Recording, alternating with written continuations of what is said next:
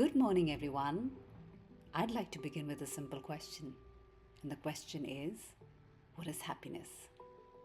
If I asked 100 people, I might hear 100 different answers. Some would say, when I achieve my goals.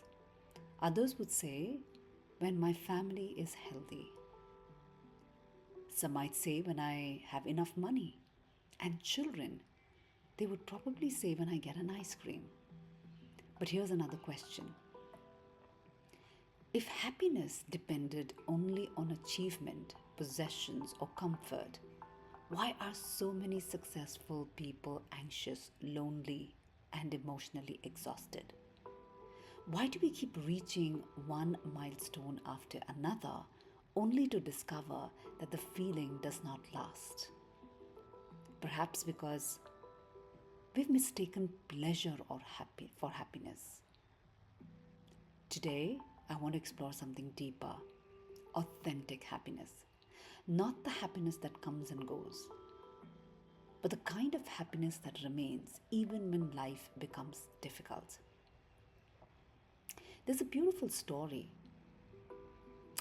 One night, a man was searching for his house key under a street light. A neighbor came over and began helping him. After 20 minutes of searching, the neighbor asked, "Are you sure you lost your key here?" The man replied, "No, I lost it inside my house." The neighbor looked confused.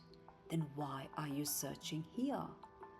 The man smiled and said, "Because there's more light here."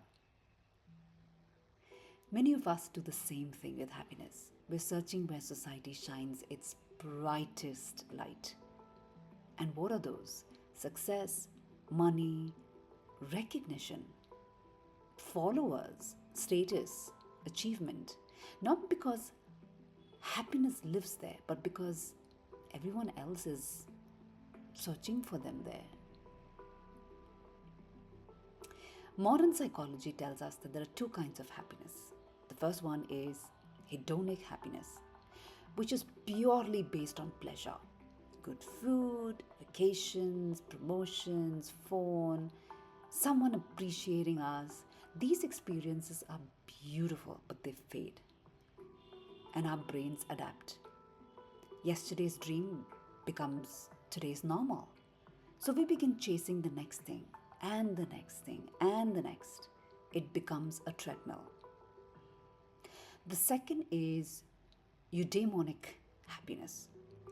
Now, this is the happiness that comes from living with purpose, from becoming the best version of yourself, from loving deeply, serving others, growing through challenges, living according to our values. This happiness doesn't disappear when life becomes uncomfortable. In fact, it often grows because of discomfort. Now, let me take you somewhere unexpected. In the world of quantum physics, for centuries, scientists believed the universe was like a giant machine. Everything was predictable, solid, separate. And then quantum physics revealed something astonishing.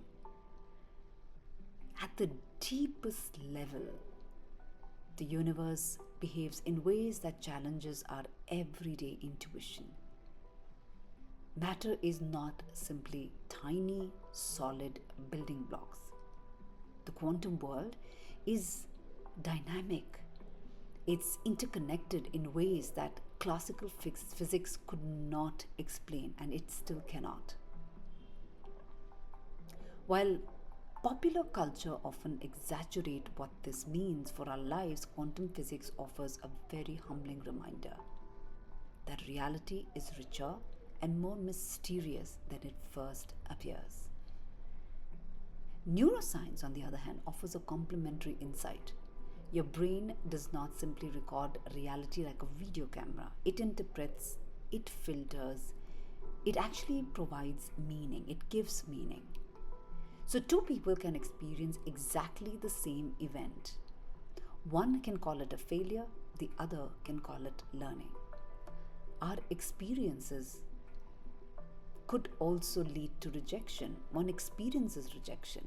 The other can actually experience redirection. So, rejection to redirection.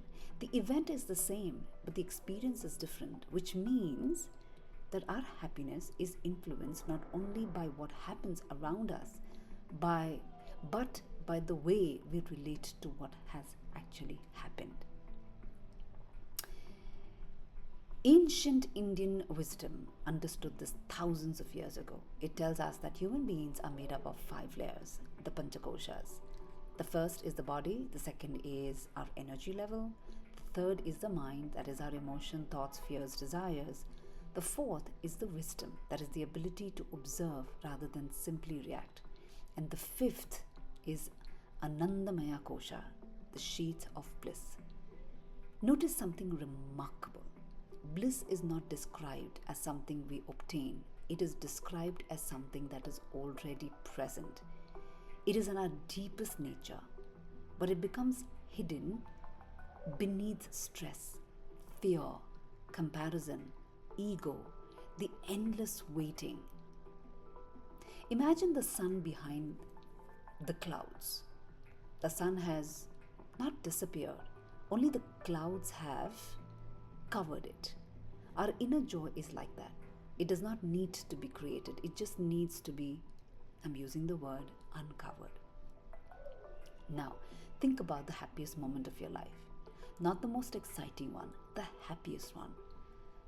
Perhaps it was you holding your baby, the newborn, for the first time, helping somebody or someone who could never repay you, silently, quietly, sitting beside someone who you love, without talking, without conversing. You're just completely present there with the person.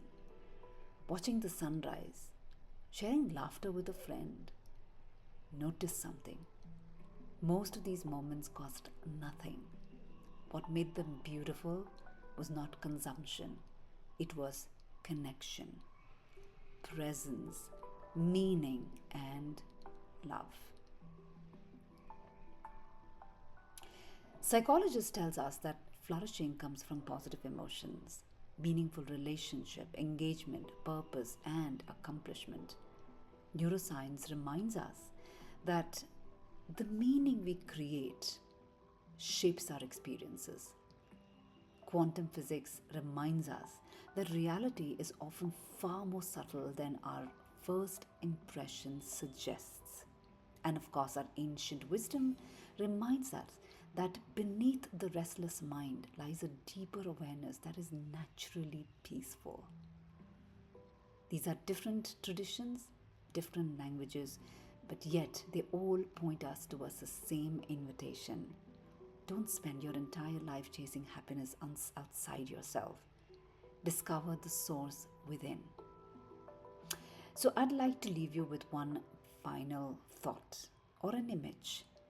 Imagine standing outside the ocean. On the surface, there are waves, some gentle, some violent, some beautiful, some frightening. If you believe you are the wave, your life will always rise and fall with every circumstances. But beneath the waves, the ocean remains still, deep, vast. Life will always have waves.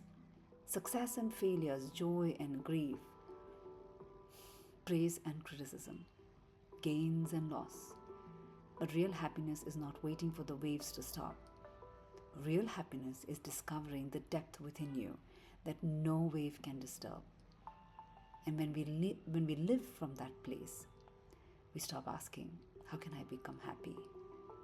Instead, the question that we need to ask ourselves is, how can I become so present, so compassionate, and so authentic that happiness naturally glows and flows through me? Because authentic happiness is not something we chase, it is something we become. I repeat, happiness is all about becoming.